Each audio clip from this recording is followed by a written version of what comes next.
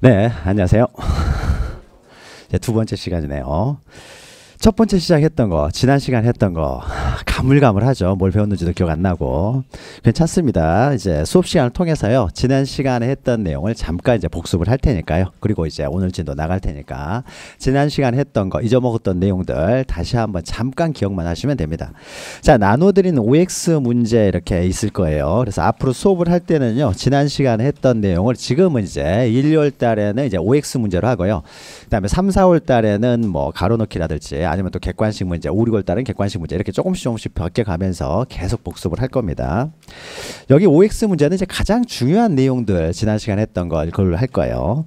자, 우리가 지난 시간에 했던 것들은 이제 지적제도에 관한 일반적인 내용을 다뤘죠. 지적이라고 하는 것은 토지를 지적공부에 등록하는 것을 말한다. 이게 지적제도고, 그러면은 이때 토지를 지적공부에 등록한다는 것은 구체적으로 토지의 어떤 외형적인 모습, 그 토지의 표시와 부수적으로 소유자도 등록을 한다.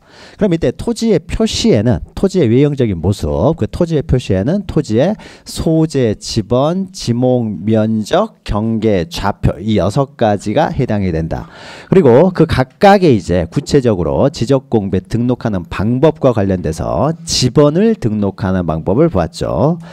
자, 그러면 OX 문제를 통해서요. 잠깐 보죠. 자, 1번 보시면은 자, 지적소관청은 모든 토지에 대해서 필지별로 소재, 지번, 지목, 면적, 경계 또는 좌표 등을 조사 측량하여 지적공부에 등록해야 된다라고 했는데, 우리가 이런 말로 하면 뒤에 소재도 들어가면은 지적소관청의 소재는 결정을 못한다고 했어요. 동이름, 리 이름은 지적소관청이 결정하지 못한다. 지적소관청이라는 것은 시장, 군수, 구청장을 말하는 거죠. 못한다. 그러면 이것까지 결정할 수 있는 사람은 국토교통부 장관이죠. 전국적인 어떤 관리를 하고 있는 국토교통부 장관이 이제 소재를 결정할 수 있는 거죠. 자, 그래서 지적소관청이 아니라 국토교통부 장관이 들어가야 될 것이고요. 틀렸죠. 2번, 그래서 이제 2번은 이제 지적공부에 등록할 때는 이제 필지별로 등록을 한다라고 했을 때, 필지별로 등록한다고 했을 때 필지의 성립 요건을 하면서요. 지목이 다르다고 하더라도 예외적으로 한 필지로 할 수 있는 경우가 있는데 그것이 바로 양입지라고 했죠. 양입지. 자, 그러면은 양입지의 유효권이 있고 더 중요한 건 양입지의 제한이라고 했습니다. 일정한 경우에는 양입지 될 수가 없고 양입지가 될 수 없으면은 항상 별도의 필지로서 등록을 따로 해야 된다. 그러면 자, 2번 보시면 종된 용도의 토지 면적이 300제곱미터를 초과하는 경우에는 양입지가 될 수 없다. 300제곱미터가 아니라 330제곱미터죠.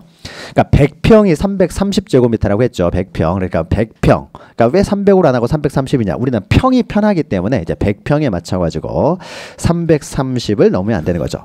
또 10%를 초과해서는 안 된다. 또 대는 안 된다. 이런 게 있었죠. 안 되는 경우 3가지. 자, 그 다음에 3번부터는 이제 지번 부여 방법인데요. 지번. 이제 3번. 지번은 아라비아 숫자로 표기하되 임야대장 및 임야도에 등록되는 토지의 지번은 숫자 앞에 임자가 아니라 산자를 붙이는 거죠. 산 2번지, 산 3번지 이렇게 하는 거죠. 제 4번은 지번은 본번과 부번으로 구성하되 본번과 부번 사이에서는 이렇게 줄 표시로만 연결하지 의자를 써서는 안 된다고 했어요. 줄 표시로만 연결하고 24에 3 이렇게, 이것을 이렇게만 해야지 24에 3 이렇게 써서는 안 된다는 거죠. 다만 읽을 때만 우리는 의로 읽는다고 했죠. 그래서 이것도 틀린 거죠. 줄 표시 또는 의자로 연결한다. 의자를 써서는 안 됩니다. 줄 표시로만 연결하고 읽을 때만 의로 읽는 거죠. 자, 5번. 지번은 지적소관청에, 지번은 이제 지번부터는 지적소관청이 부여합니다. 소재만 지적소관청이 못하는 것이고 지번부터는 지적소관청이 부여하는데, 지번은 지적소관청이 지번부여 지역별로, 지번부여 지역이라는 것은 동리를 말하는 것이죠. 차례대로 북동에서 남서로 순차적으로 부여하는 것이 아니라 북서에서 남동이죠. 북서에서 남동. 이렇게 실수하면 이런 것도 막 틀리고 그래요. 북서죠. 북서. 북서 기본법이죠. 자, 그리고 지번 부여 방법에서 이제 6번 이제 신규 등록하는 경우요. 자, 신규 등록 전환이 동일한 방법인데 등록 전환은 우리가 토지의 이동 시간에 따로 다루기 때문에 이제 등록 전환과 신규 등록은 동일한 방법인데 일단 자, 신규 등록의 경우에는 그 지번 부여 지역에서 인접 토지 본번에 부번을 붙여서 지번을 부여하는 것을 원칙으로 한다. 이거 맞는 내용이죠. 맞는 내용이죠. 다만 예외가 세 가지가 있죠. 그래서 그 예외를 7번은 이제 등록 전환 대상 토지 인데요. 지번 부여 방법은 등록 전환이나 신규 등록이나 동일하기 때문에 똑같이 이렇게 읽으시면 됩니다. 여기에 신규 등록 대신에 등록 전환 대신에 신규 등록이 들어가도 동일한 의미예요. 자, 대상 토지가 그 지번 7번이죠. 7번. 그 지번 부여 지역에 최종 지번의 토지에 인접해 있는 경우, 최종 지번 토지에 인접해 있는 경우에는 이럴 때는 이제 부번을 붙이지 않고 인접 토지에 부번을 붙이지 않고 본번으로 부여할 수도 있다고 했죠. 그래서 그 지번 부여 지역에 최종 본번 다음 순번부터 본번으로 하여 순차적으로 지번을 부여할 수 있다. 자, 본번으로 부여할 수 있다. 맞죠? 이렇게 본번으로 부여할 수 있는 경우에는 최종 지번에 인접한 토지였을 경우, 그리고 또 하나는 이제 멀리 떨어져 있을 경우, 그리고 또 하나는 이제 여러 필지로 되어 있을 경우, 이런 경우죠. 이 세 가지 경우에는 이제 최종 본번 다음 순번부터 본번으로 부여할 수가 있다. 원래는 이제 부번을 붙이는 게 원칙인데 예외적으로 본번을 부여할 수 있다.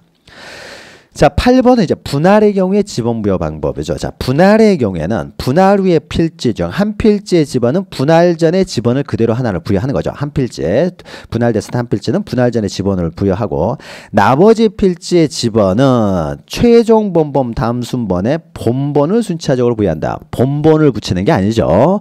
분할했을 때 부번을 붙이죠. 그래서 24번지를 둘로 분할을 한다라고 하게 되면, 그러니까 24의 1번지를 둘로 분할한다고 하죠. 24번이 따로 있고, 그러면은 둘로 분할하면은 하나는 24의 1번지고 하나는 그 본번 24의, 결론은 이제 24의 2번지라는 걸 알 수가 있죠. 그래서 그 본번의 최종 부번이 1번지고 여기에 만약에 그 옆에 24의 2번지가 있으면 여기는 24의 3번지로 나와야 되겠죠. 그래서 본번에 최종 부번 다음 순번에 부번을 붙인다는 거죠. 부번.